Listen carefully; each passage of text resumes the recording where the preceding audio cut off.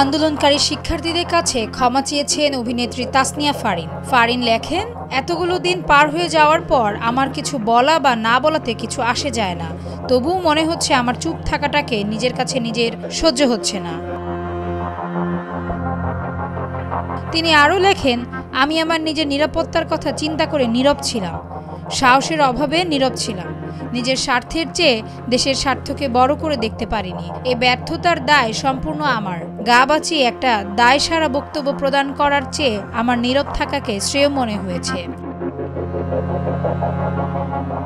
নিজের বাসায় বসে নিজের নিরাপত্তার কথা ভাবাটাই হাস্যকর উল্লেখ করে তিনি লেখেন, আজকে যখন হাজার হাজার মানুষ নিজের নিরাপত্তার কথা চিন্তা না করে শহীদ মিনারে জড়ো হলো ভবিষ্যতে নিরাপত্তা নিশ্চিত করার তাগিদে, তখন নিজের বাসায় বসে নিজের নিরাপত্তার কথা ভাবাটাই হাস্যকর। অভিনেত্রী তাসনিয়া ফারিন আরও বলেন, কোনো সাহায্য সহযোগিতা ছাড়া আপনারা সাধারণ মানুষ যারা এত সুন্দর করে দেশ সংস্কারের কাজ করে যাচ্ছেন তারাই আসল সেলিব্রিটি।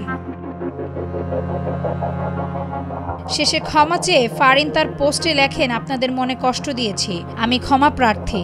বাংলাদেশের নাগরিক হিসেবে চাই গণতন্ত্র পুনঃপ্রতিষ্ঠিত হোক। কেউ পারলে আপনারাই পারবেন। ডেস্ক রিপোর্ট, ভোরের পাতা।